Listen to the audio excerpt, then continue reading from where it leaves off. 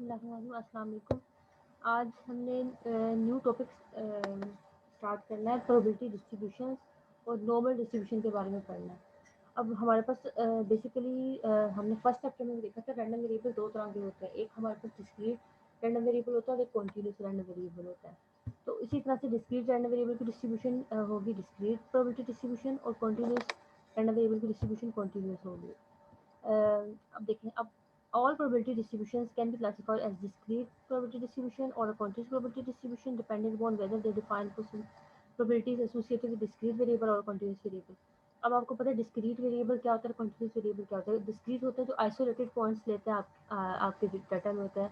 For example अगर हम dice को थ्रो करते हैं या कोइन को फ्लिप करते हैं तो हमारे पास जो है जो काउंट कर सकते हैं हम उस डाटा को, तो वो हमारे पास आ जाएंगे। जैसे कि suppose we flip a coin and count the number of heads, the number of heads could be any integer between value 0 and plus infinity. ठीक है, हमारे पास आइसोलेटेड पॉइंट्स आएंगे। इसी तरह हम डाइस को थ्रो करते हैं तो आपको पता है या तो फिर आ जाएगा 1 2 3 4 5 6, कुछ भी आ सकता है। 6 के ये हमारे पास काउंटेबल होता है। ठीक है, डिस्क्रीट नंबर ऑफ हेड्स आ गए, नंबर ऑफ इस तरह के जो वेरिएबल हम काउंट कर सकते हैं उसको हम डिस्क्रीट वेरिएबल कहते हैं। जैसे कि आपको पता है number of chairs, number of pieces, ये सारे आपको मैंने पहले बताया हुआ। तो अब भी यही है बेसिकली, जो आपके आइसोलेटेड पॉइंट्स होते हैं, काउंटेबल डाटा होता है, उसको हम कहते हैं डिस्क्रीट वेरिएबल। और डिस्क्रीट डाटा वेरिएबल की जो डिस्ट्रीब्यूशन होती है वो डिस्क्रीट प्रोबेबिलिटी डिस्ट्रीब्यूशन होती है। कंटिन्यूस रैंडम वेरिएबल की हमारे पास जो कोई एक रेंज ऑफ वैल्यूज आती है उसको हम कंटिन्यूस वेरिएबल कहते हैं।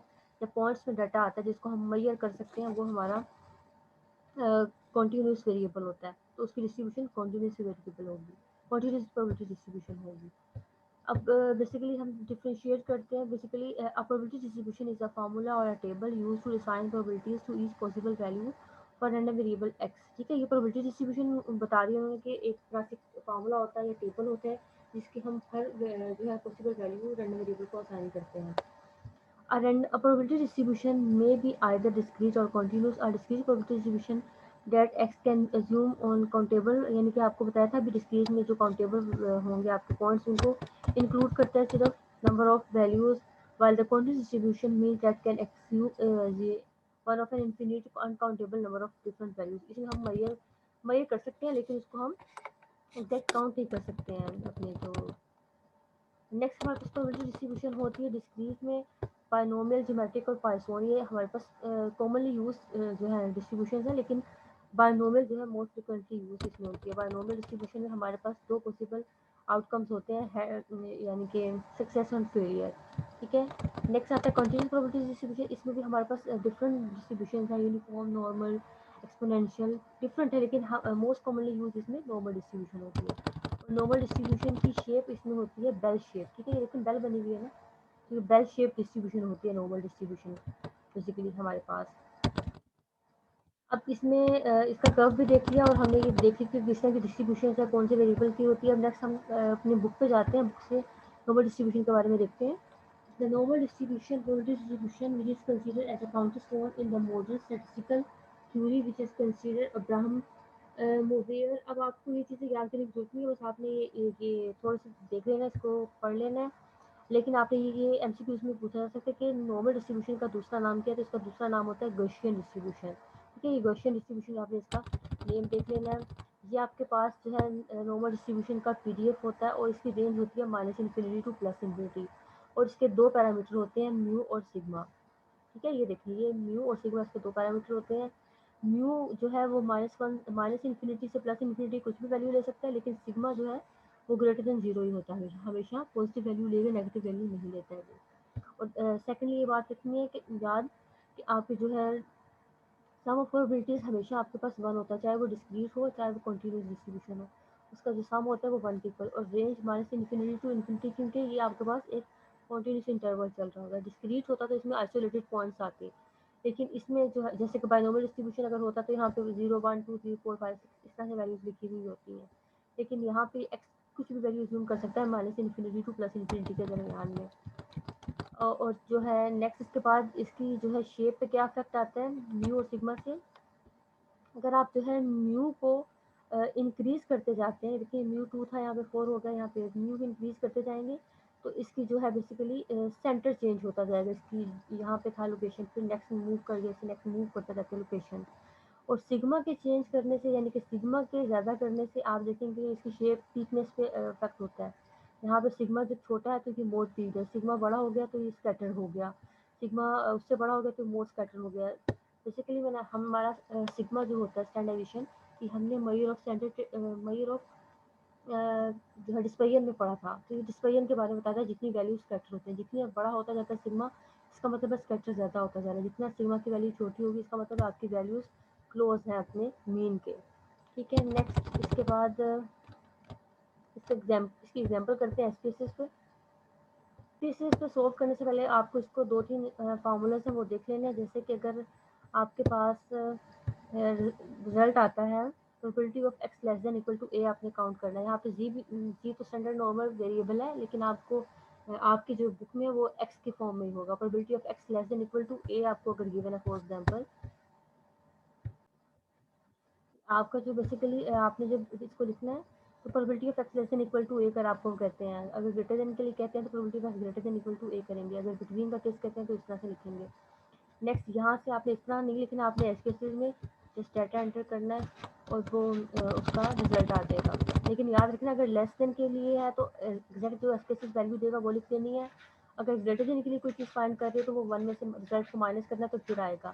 अगर बिटवीन का केस है तो आपको यहाँ पे फॉर एग्जाम्पल 30 दिया, यहाँ पे 40 वैल्यू दी है, तो पहले 40 वाले का रिजल्ट लिखेंगे फिर 30 के सामने वाले का रिजल्ट लिखेंगे। ठीक है, सेकंड माइनस 1 आप यहाँ पे करेंगे। तो अब हम पहले जो है कोई एग्जांपल देखते हैं, उसके बाद एसपीएसएस में डाटा एंटर करेंगे।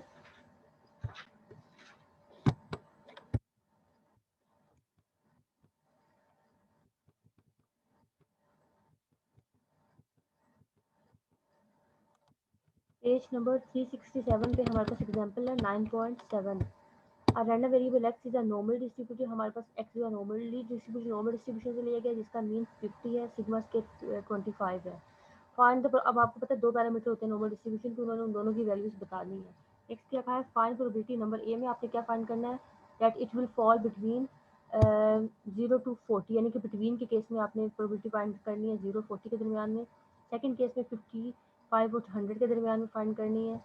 थर्ड ये दो हमारे जो है फर्स्ट पार्ट के हो गए ए के। नेक्स्ट बी पार्ट में उन्होंने कहा है लार्जर देन 54 और स्मॉलर देन 57। ठीक है, सबसे पहले हम 0 और 40 के लिए करते हैं।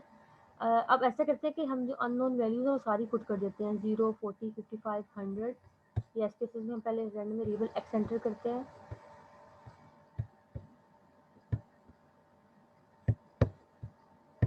एक्स वेरिएबल एंटर किया और वो हमारे पास होल नंबर में है तो डेसिमल ख़त्म किया। सबसे पहले 0, 40, 55, 100, जितनी भी अननोन वैल्यूज थी वो सारी आप चाहे एक साथ पुट कर लें, चाहे सेपरेट सेपरेट सबके लिए कर लें। 54 और 57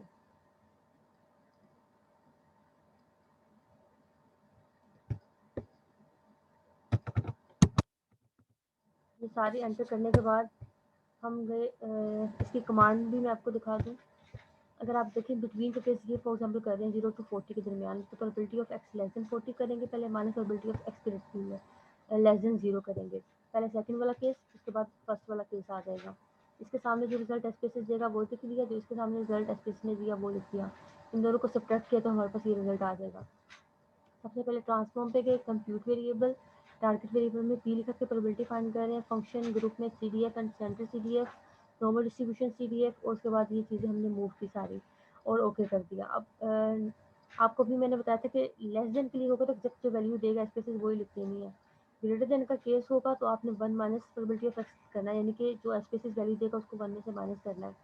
अगर बिटवीन का केस होगा तो second value minus first value, ये आपने तीनों याद कर लेने हैं अच्छी तरह से। ये फार्मूला इसमें यूज होंगे। लेस देन इक्वल के लिए एक्जैक्ट वैल्यू आ जाएगी जो स्पेसिस देगा, ग्रेटर देन के लिए 1 में से माइनस करेंगे, बिटवीन के केस में second value minus first value, और एटलीस्ट के केस में आप हमेशा ग्रेटर देन इक्वल टू का साइन यूज करते हैं, और एट मोस्ट के लिए लेस देन इक्वल टू। ये चीज़ें ये आप चीज़ें नोट कर लेनी है। हम स्पेसिस पे जाके transform, compute variable, target variable में इसका नाम पी रख दिया कि प्रोबेबिलिटी फाइंड करनी है। नेक्स्ट फंक्शन ग्रुप में C D F and non central C D F. Next इसके बाद हमारी ये नॉर्मल डिस्ट्रीब्यूशन है, ये लोग नॉर्मल को नहीं आपने करना क्लिक, नॉर्मल डिस्ट्रीब्यूशन के नीचे आ गया यहाँ पे PDF ऑफ नॉर्मल को क्लिक किया, इसके बाद इसको एरो के ज़रिए ऊपर लेके गए। अब यहाँ पे देखिए क्वांटिटी आपको एक्स था, वो एक्स को आपने मूव कर दिया इधर। सेकंड पे उन्होंने कहा है मीन, थर्ड पे स्टैंडर्डेशन, वेरियंस नहीं स्टैंडर्डेशन की वैल्यू लिखनी है। अब यहाँ पे जो है मीन की वैल्यू 50 है और स्टैंडर्डेशन हम इससे करिए, आपको सिग्मा स्केल की वैल्यू गिवन है, आपको बेसिकली वेरियंस की वैल्यू गिवन है। हम स्टैंडर्डेशन के इसका अंडर रूट ले लेंगे तो ये हमारे पास सिग्मा की वैल्यू निकल आएगी 50 सॉरी 5, ये 50 और ये 5 वैल्यू होगी। यहाँ जाके हमने वैल्यू पुट कर दी 50 और स्टैंडर्डेशन की जगह पे 5 एंड देन ओके। अब आप देखेंगे आपके पास एसपीएसएस में ये वैल्यूज आ गई हैं। प्रोबेबिलिटी को आप हमेशा 4 डेसिमल प्लेस तक देते हैं तो उसको आप डेसिमल प्लेस 4 कर लेंगे। अब सबसे पहले आपने वैल्यू देनी है बिटवीन 0 एंड 40 के। ये बुक में बुक से हम देखते हैं, देखिए 0 40 के दरमियान में आपका अगर आता है केस तो ऐसे लिखते हैं। ये बुक में फर्स्ट पार्ट है आपके पास, 0 और 40 के दरमियान में आपने करना है। तो आपने सबसे पहले इस चीज़ को लिखना है।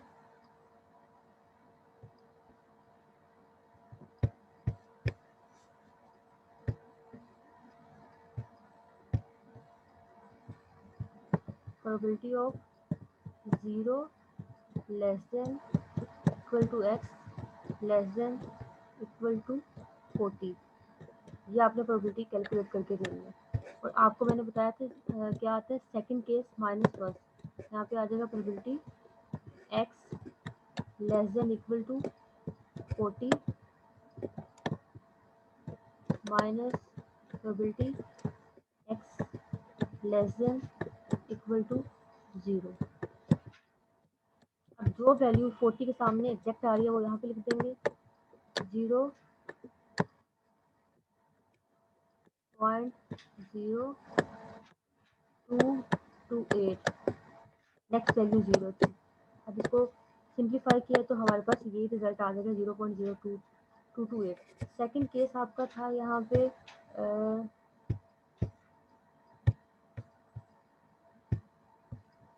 सेकंड में आपने लेना है 55 और 100 के दरमियान में वैल्यू। अब 55 और 100 के दरमियान वैल्यू के लिए भी आपने ऐसे करेंगे, पहले 100 माइनस 50 करेंगे। अब यहाँ पे ये 100 की सामने जो वैल्यू है 1 और 55 के सामने वैल्यू है 0.8413। इस 1 में से ये जो है वैल्यू माइनस कर देंगे तो हमारे पास रिजल्ट आ जाएगा बुक वाला 0.1587। थर्ड में आपके पास आ जाता है कि आपने ग्रेटर देन 54 की बतानी है, तो मैंने आपको बताया था पहले आप इसको लेस में कन्वर्ट करेंगे। तो पहले आप इसको लिखेंगे प्रोबेबिलिटी ऑफ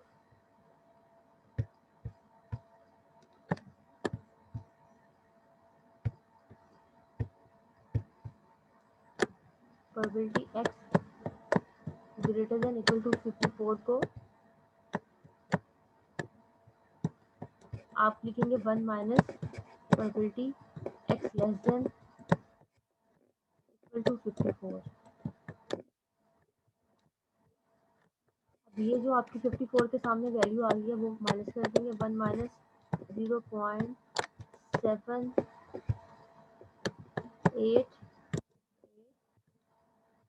अब ये 1 में से माइनस करके जो आपका रिजल्ट आ रहा है आप वो लिख देंगे। ये आपकी वैल्यू आ जाएगी 0.2119। हमारा ये रिजल्ट आ गया थर्ड पार्ट का। नेक्स्ट फोर्थ पार्ट था सी पार्ट। इसमें आपका क्या था, आपने प्रोबेबिलिटी एक्स लेस देन 57 की वैल्यू बतानी है। जो एग्जैक्ट आपकी 57 के सामने लेस देन के सामने मैंने आपको बताया जो एग्जैक्ट एसपीएसएस वैल्यू देगा आपने वही लिख देनी है। तो यहाँ पे 57 के अगेंस्ट वैल्यू 0.9192 आ गई और बुक में भी यही वैल्यू है। ठीक है, जो एसपीएसएस ने दी है हमने एग्जैक्ट वही वैल्यू लिख दी है। यहाँ पे आपको जो है ये क्वेश्चन एग्जाम्पल 9.7 आई होप आपको क्लियर होगी होगी। 9.8 एग्जाम्पल में the length of a life of automatic dishwasher is approximately normal distributed with the mean. अब यहाँ पे आपको ये मीन गिवन है, इसका स्टैंडर्ड डेविएशन गिवन है। आपको अंडर रूट नहीं लेना पड़ेगा, एग्जैक्ट स्टैंडर्ड डेविएशन की वैल्यू यानी कि सिग्मा की वैल्यू गिवन है। If this type of dish washer is granted 12 month. अब 12 मंथ आपके पास किसके इक्वल होता है? देखिए ये भी ईयर में यूनिट गिवन है और स्टैंडर्ड डेविएशन का भी ईयर में गिवन है। इसका मतलब है जो आपने एक्स का यूनिट है वो भी सेम इसमें कन्वर्ट कर लेना, इसको भी ईयर में कन्वर्ट करेंगे तो 12 मंथ हमारे पास 1 ईयर के इक्वल आ जाएगा। What fraction of the cells will require replacement. अब उन्होंने कहा कि कितना जो फ्रैक्शन है वो सेल्स के रिक्वायरमेंट होगा। अब हमने 1 मंथ की उन्होंने यानी कि 1 ईयर की गारंटी दी है। It's mean probability of X less than equal to आपने फाइंड करना है। आपने एक्स केसेस में एक्स की वैल्यू 1 पुट कर देनी है और सेम कमांड जो हमने अभी जो इसके लिए की थी सेम यही इसी तरह से आपने एक्स की वैल्यू जस्ट आपके यहाँ पे 1 वेरिएबल आपने करना है, transform compute variable target variable में जाके पी इसकी वैल्यू रखनी है, C D F and centre C D F यहाँ से नॉर्मल में क्लिक किया, फिर इसको मूव करके एक्स की वैल्यू को मूव किया, मीन और स्टैंडर्ड डेविएशन की वैल्यू जो भी आपको गिवन है आपके क्वेश्चन में आपने वो पुट कर देंगे, आपके सामने जो रिजल्ट आ जाएगा एग्जैक्ट वो आप लिख लेंगे। ठीक है, वही आपका रिजल्ट होगा, इसमें आपने कोई सब्ट्रैक्ट नहीं करना है या कुछ बिटवीन वाला केस नहीं है। नेक्स्ट एग्जांपल आपके पास 9.9 the mean height of soldier is 68.22 inches with the variance of 10.8 inches. अब यहाँ पे आपको मीन भी गिवन है और वेरियंस गिवन है, उसका आपने स्टैंडर्ड डेविएशन करने के लिए इसका अंडर रूट ले लेंगे। Assume the distribution of heights to be normal, how many soldier is in regiment of 1000 would you expect to over 6 feet tall।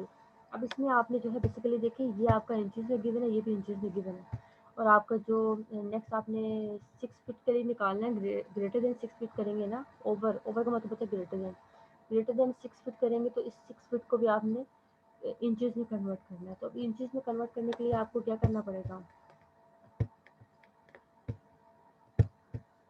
आप 6 को मल्टीप्लाई करेंगे 12 से तो आपके पास आ जाएगा 72 इंचेस आपने बेसिकली इसमें फाइंड करना है। Probability of X greater then 72 ये आपने फाइंड करना है। सबसे पहले एक्सप्रेसिस में एक्स की वैल्यू एंटर करेंगे 72।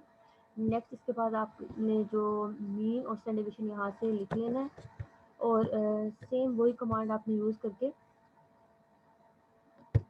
ये 72 के अगेंस्ट वैल्यू फाइंड कर लेनी है, फिर उसको 1 माइनस 72 करेंगे क्योंकि ग्रेटर देन के केस के लिए हमें 1 में से माइनस करना पड़ता है। नेक्स्ट इससे रिलेटेड आपको मैं क्वेश्चन मार्क करा दूँ।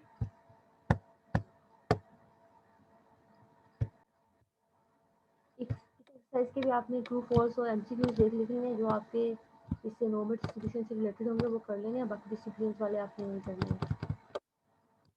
नेक्स्ट पेज नंबर 390 पे 390 पे आपने जो क्वेश्चन करने हैं 9.19 करेंगे आप। Axis and normal distribution zero mean and sigma, ये आपको जीरो मीन और सिग्मा की वैल्यू गिवन है, आपने ग्रेटर देन जीरो के लिए फाइंड करना है, बिटवीन दिस के लिए फाइंड करना है।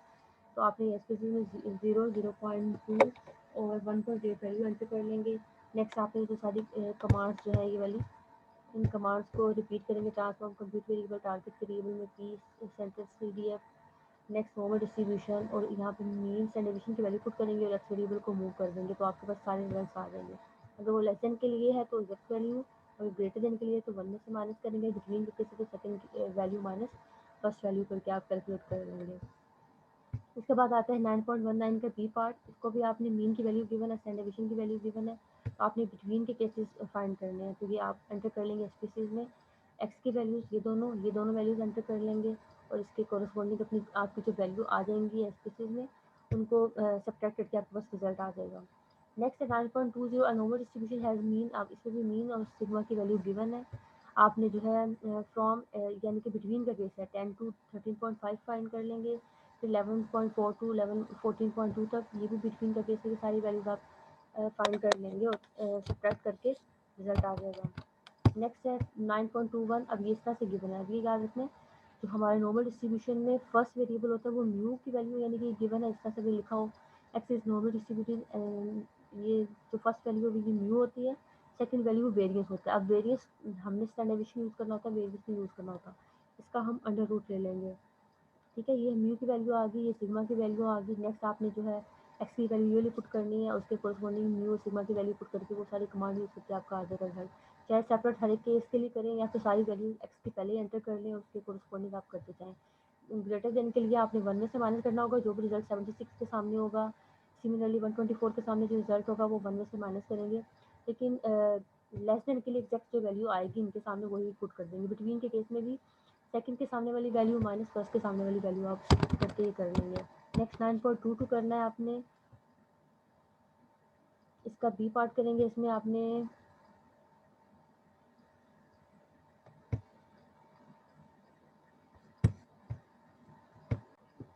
इसमें भी आपने बेसिकली आपको उन्होंने कहा कि ये रैंडम वेरिएबल वाई होगा और एक्स की मीन और वेरिएंस गिवन है, तो आपने रैंडम वेरिएबल वाई में जो है कन्वर्ट करके इसका मीन स्टैंडर्ड डेविएशन फाइंड करना है।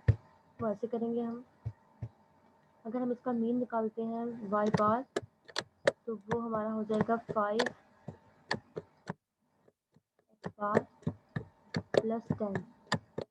एक्स बार की वैल्यू यहाँ पे 10 है, 10 को 5 से मल्टीप्लाई करेंगे 50 और एक्स वाई बार की वैल्यू 60 आ जाएगी, यानी कि आपका मीन इस केस में हो गया 60। नेक्स्ट आप उन्होंने कहा है कि आपने वेरिएंस को भी चेंज करना है, सॉरी यहाँ पे म्यू आ जाएगा, म्यू वाई। इसके बाद आपने जब वेरिएंस को भी चेंज करना है, तो वेरिएंस के लिए आपको पता है कि उसमें कुछ ऐड सब्ट्रैक्ट करें उससे कोई इफेक्ट नहीं आता, जो मल्टीप्लाई होता है वो अफेक्ट होता है। तो वेरिएंस ऑफ वाई यहाँ पे हो जाएगा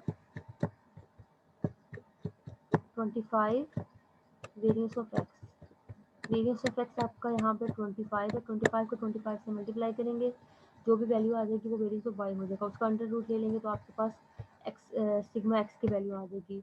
उस सिग्मा एक्स को और ये जो आपका ऊपर सॉरी सिग्मा वाई को और ऊपर जो म्यू वाई की वैल्यू आई थी 60, इसको अब आपने अपना जो मीन और स्टैंडर्ड डेविएशन सेट कर आ गया आपका, तो आपने इस वेरिएबल के मुताबिक 54 एंटर किया, ये वैल्यू एंटर की और उसके कोरस्पॉन्डिंग जो है वो सारी कमांड यूज़ करके आप देखेंगे जो रिजल्ट आएगा तो आपको लिख दोगे कि लेस देन का केस है, ग्रेटर देन का केस है, इसको 1 में से माइनस करके लिखेंगे। बिटवीन का केस है, second case minus first value, और यू की वैल्यू यहाँ पे 60 हो जाएगी वाई के लिए, वाई वेरिएबल के लिए। और जो आपका वेरिएंस है वो 25 इंटू 25 जो भी वैल्यू आती है वो हो जाएगी आपका वेरिएंस ऑफ वाई के लिए। नेक्स्ट इसके बाद 9.23 scores on a certain nationwide college entrance examination follow a normal distribution with mean this standard। अब आपको मीन स्टैंडर्ड डेविएशन गिवन है, आपने प्रोबेबिलिटी फाइंड करनी है ओवर 650, यानी कि ग्रेटर देन 650, लेस देन 250 का केस और बिटवीन केस, ये तीनों आपने फाइंड कर लेने हैं। म्यू और सिग्मा आपको ऑलरेडी गिवन है। नेक्स्ट बी पार्ट है, given that the height of a college boy is normal distributed with mean 5 feet 2 inch and 4 inches and minimum height required for joining the NCCA is 5 feet and 4 inch। Find the percentage of boys who would rejected on the account of their height। अब इस case में भी आपने जो है एक अपना unit रख लेना है, इसको 5 feet 2 inch को 1 इंच में कन्वर्ट कर लेंगे, 5 को आप मल्टीप्लाई कर देंगे 12 से, तो ये हमारा हो जाएगा इंचेस में कन्वर्ट, फिर उसको 2 में ऐड कर देंगे, हमारा ये मीन आ जाएगा। ये ऑलरेडी इंच में गिवन है, सिमिलरली इसको भी आप इंच में कन्वर्ट कर देंगे और आप जो है यहाँ से अपना रिजल्ट फाइंड कर लेंगे। एक्स लेस देन जो भी ये वैल्यू आती है वो लिख कर आपका आ जाएगा रिजल्ट। नेक्स्ट इसके बाद 9.24 इसमें आपको मीन की वैल्यू गिवन है, वेरिएंस की वैल्यू गिवन है, आपने प्रोबेबिलिटी लेस देन का और बिटवीन का केस फाइंड कर लेना है। इसके बाद आ जाता है 9.25, इसमें आपको मीन गिवन है, स्टैंडर्ड डेविएशन गिवन है और आपने लेस देन का केस, बिटवीन का केस और ये भी बिटवीन और ये ग्रेटर देन का केस, ये तीनों चीज़ें ये चारों आपने क्वेश्चन इसको फाइंड कर लेना है। 9.26 में भी सिमिलरली आपका जो है 40 डेज, ये आपका मीन हो गया, ये स्टैंडर्ड डेविएशन हो गया। और नेक्स्ट आपने how many would you need replacement before 35 days, इसमें हमने देखना है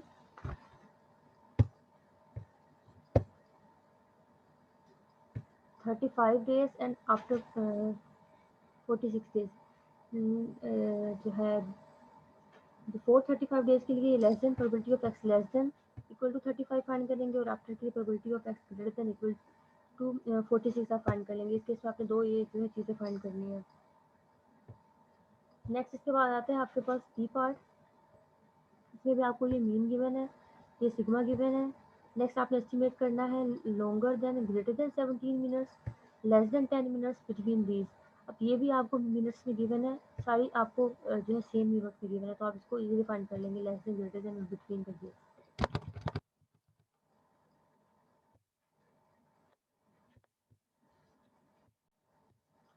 इसमें आपके पास ये मीन गिवन है, स्टैंडर्ड डेविएशन गिवन है, आपने जो है greater than 700, less than 400 between और which differ from the mean by normal more than 150, इस आपके चारों केसेस फाइंड कर लेने हैं। इसके बाद आ जाता है बी पार्ट, उसमें भी आपने candidate gets a score of 680, higher, higher का मतलब इसमें भी आपने ग्रेटर देन 680 फाइंड कर लेना है। नेक्स्ट इसके बाद आ जाता है आपके पास क्वेश्चन नंबर 9 to 8, इसमें आपके पास ये है एवरेज 25 से 27 मिनट्स, ये मीन गिवन है, इसका डेविएशन गिवन है। The opening new ring road आप नेक्स्ट, उसके लिए आपको फिर मीन गिवन है, डेविएशन गिवन है, तो उन्होंने कहा आप ये फाइंड करें 28 मिनट्स 32 मिनट्स। ठीक है, इसके लिए आपको ये जर्नी फाइंड करना है और देखना है कि कौन सा जो है वो रिजल्ट बेटर देता है। ठीक है, ग्रेटर देन इक्वल टू आप 28 करेंगे, ग्रेटर देन इक्वल टू 32 करेंगे। नेक्स्ट आपका जो है रनिंग वेरिएबल के लिए न्यू मीन और वेरिएंस आ गया, उसके मुताबिक आप देखेंगे कि रिजल्ट पे क्या अफेक्ट आया है। ठीक है, यहाँ आपके जो नॉर्मल डिस्ट्रीब्यूशन के यहाँ तक ही क्वेश्चन, अगर कोई प्रॉब्लम हो तो आप पूछ सकते हो।